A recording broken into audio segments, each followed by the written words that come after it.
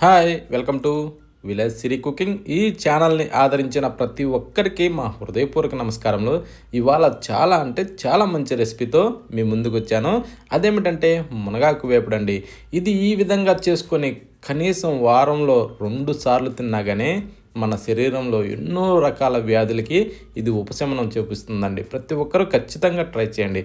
ఇది ఎలాగైనా సరే ఖచ్చితంగా వారానికి 2 సార్లు తినడానికి ప్రయత్నించండి. ప్రతి ఒక్కరు కూడా చాలా ఆరోగ్యంగా ఉంటారండి. ఇది ముఖ్యంగా కంటి చూపుని చాలా వరకు మెరుగుపరుస్తుందండి. ముందుగా మనం ఒక 50 గ్రాములు కందిపప్పు తీసుకునేసి బాగా కడిగి ప్రెషర్ కుక్కర్లో వేసి పెట్టుకొని ఒక గ్లాసు నీళ్లు పోసుకొని మూత పెట్టేసి మనం దీన్ని ఉడికించుకోవాలండి. కాకపోతే ఏంటంటే దీంట్లో నూనె వేసే అవసరం లేదు, నూనె వేయొద్దండి. ఓకేనా? ఈ ఉడికించేటప్పుడు ఇప్పుడు మనం స్టవ్ ఆన్ చేసి స్టవ్ మీద ఈ ప్రెషర్ కుక్కర్ని పెట్టేద్దాం. ఇప్పుడు ఇది ఉడికేటప్పుడు మనకి ఎక్కువ శాతం విజిల్స్ అవసరం లేదండి. ఒక్క విజిల్ వస్తే సరిపోతుంది. ఒక్క విజిల్స్ రాగానే స్టవ్ ఆఫ్ చేసేసి ఇందులో ఉన్న ఎయిర్ మొత్తం తీసేసేయాలండి. తీసేసేసి ఇప్పుడు మూత ఓపెన్ చేసుకునేసి ఎలా ఉడికిందో మనం ఒక్కసారి చెక్ చేసుకుందామండి. ఒక్క గింజ పట్టుకునేసి ఇలా అనగానే అలా తునిగిపోవాలండి.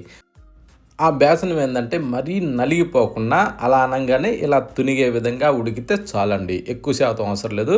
ఇప్పుడు దీన్ని మనం ఏం చేద్దామంటే ఇంట్లోకించి తీసి ఒక జాలి లాంటి దాంట్లో పోసేసుకుందాం. ఇప్పుడు పక్కన పెట్టి స్టవ్ ఆన్ చేసి ఒక కడాయి పెట్టుకొని ఇప్పుడు దాంట్లో నూనె వేయకుండా ఖాళీ ఇందాక రెడీ చేసి పెట్టుకున్న మునగాకును మాత్రమే అందులో వేసుకుందామండి.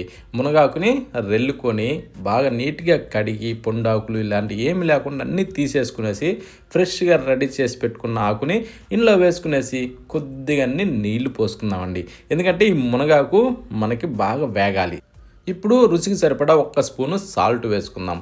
తర్వాత చిటికెడు పసుపు కూడా దాంట్లో వేసుకునేసి ఇప్పుడు దీన్ని కిందకి మీదకి అలా తిరగేసుకుంటూ దీన్ని మనం బాగా ఈ నీటిలోనే ఫ్రై చేసుకోవాలండి. మనం కొద్దిగా అంటే ఒక టీ గ్లాస్ మనం నీళ్లు పోసాం కదా, ఆ నీళ్ళతోనే దీన్ని బాగా వాడుకోవాలండి. అది ఎలా అంటే సన్న మంట మీద దీని పసురు వాసన పోయేదాకా మనం బాగా వాడుకోవాలి. ఇది అలా వాడుతుంటే పసురు వాసన వెళ్ళిపోయేది మనకు అర్థమవుతుంటుంది. మంచి సువాసన వస్తుందండి మునగాకు. అలా వచ్చేదాకా మనం ఈ టైప్లో చూడండి ఇలా వేగాలండి. ఇలా వేగేదాకా మనం కలుపుతూనే అడుగంటుకోకుండా మంట స్లోగా అంటే సిమ్లో ఉంచుకొని ఇలా బాగా వేగనివ్వాలండి. ఇలా ఎంత బాగా వేగుద్దో అది అంత మంచి రుచి వస్తుంది. ఇందులో ఉన్న పసురు మొత్తం పోయి భలే రుచి వస్తుందండి. మంచి కమ్మటి వాసన. ఓకే, ఈ టైప్ మనకి బాగా ఫ్రై అవ్వాలి. ఇప్పుడు ఇలా అయిన తర్వాత స్టవ్ ఆఫ్ చేసి దీన్ని పక్కన పెట్టి మళ్ళీ స్టవ్ ఆన్ చేసి మరొక ప్యాన్ పెట్టుకుందాం. ఇప్పుడు ఆ ప్యాన్లో ఏం చేద్దామంటే ఒక గంటి ఆయిల్ పోసుకుందాం. ఏంటంటే ఎక్కువ శాతం దీనికి ఆయిల్ పట్టదండి. ఒక గంటి ఆయిల్ వేసుకొని కొద్దిగా వేడెక్కనిచ్చి తాలింపు గింజలు వేసుకొని వెల్లుల్లి రెమ్మల్ని ఇలా ముక్కులు పొడిసి అందులో వేసుకుంటే ఇందులో ఉన్న సారం మొత్తం దాంట్లోకి వస్తుందండి. ఓకేనా? ఇప్పుడు ఒక 3 ఎండుమిరపకాయలని దాంట్లో వేసి కాస్త అలా కలుపుకోవాలి. కొద్దిగా వేగిన తర్వాత ఒక 4 రెమ్మల కరివేపాకు దూసి అందులో వేసుకొని ఒక ఉల్లిగడ్డని సన్నగా పొడవుగా కట్ చేసి దాంట్లో వేసుకొని ఇలా కలుపుతూ మంచి కలర్ వచ్చేదాకా దీన్ని వేగనివ్వాలి. అది ఎలా అంటే మనకి మంచి గోల్డెన్ బ్రౌన్ కలర్ రావాలండి. ఈ ఆనియన్ ఈ టైప్లో వస్తే మరింత రుచి వస్తుంది. ఓకే, ఇప్పుడు మనం ఇందాక ఫ్రై చేసి రెడీ చేసి పెట్టుకున్న ఈ మునగాకుని దీంట్లో వేసేసుకుందాం.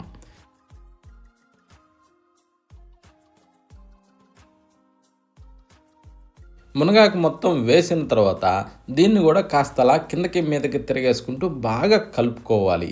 ఇది ఏంటంటే ఈ ఆయిల్లో కొంచెం అలా ఫ్రై కావాలండి. ఈ మునగాకు ఏంటంటే ఈ రెసిపీకి ఎక్కువ శాతం నూనె వాడొద్దండి. కొద్దిగా ఏదో ఉన్నట్టు లేనట్టు అలా వేసుకోవాలి. ఓకేనా? ఇప్పుడు ఇలా ఈ నూనెలో కాస్త వేగినాక స్పైసీ తగ్గట్టుగా ఒక 2 స్పూన్లు కారం వేసుకున్నాను. కారం అవసరం లేని వాళ్ళు మాత్రం తీసేసుకోవచ్చు, ఇబ్బంది లేదు. కారంతో పని లేదు. కానీ కొంచెం నోటికి కారకారంగా అనిపించాలంటే మాత్రమే కారం వేసుకోండి. ఇప్పుడు ఈ కారాన్ని కూడా కాస్త అలా కలిపి కొద్దిగా వేగిన తర్వాత ఇందాక మనం ఉడికిచ్చి పెట్టుకున్న ఈ కందిపప్పుని దీంట్లో వేసేసుకుందాం. ఇంకా దీంట్లో ఏంటంటే పెసరపప్పు కూడా వేసుకోవచ్చండి. కానీ ఏంటంటే అది ఎండాకాలంలో మాత్రమే పనిచేస్తుంది. ఇలా చలికాలంలో మాత్రం పెసరపప్పుతో వద్దండి, ఇలా కందిపప్పుతోనే చేసుకుందామండి. ఎందుకంటే దగ్గులు, తుమ్ములు ఇలా అంటే చలిలో ఎక్కువ శాతం ఇలాంటి వ్యాధులు ఎక్కువ మందిలో కనిపెడుతూ ఉంటాయి. అందు గురించనే ఇలా కందిపప్పుతోనే చేస్తే ఇలాంటి వాటన్నింటికి కూడా ఉపశమనం అండి. చాలా వరకు వాటన్నింటిని దూరం పెట్టేయచ్చు. ఖచ్చితం వారంలో 2 సార్లు మాత్రం ఎట్టలేదన్నా కానీ ప్రయత్నించండి. ఇది చాలా వరకు చాలా మంచిదండి. ఇప్పుడు మీద గింజలు కొత్తిమీర చల్లేసుకునేసి కాస్త అలా కలుపుకుని దీన్ని ఇంకా స్టవ్ ఆఫ్ చేసుకోవడం అండి. చేయడం కూడా చాలా అంటే చాలా ఈజీ అండి. ఎంత కొత్త వాళ్ళైనా సరే ఈజీగా దీన్ని తయారు చేసుకోవచ్చండి. ఇలా చేస్తే మాత్రం చాలా అంటే చాలా వ్యాధుల నుంచి మన శరీరాన్ని దూరం ఉంచవచ్చండి.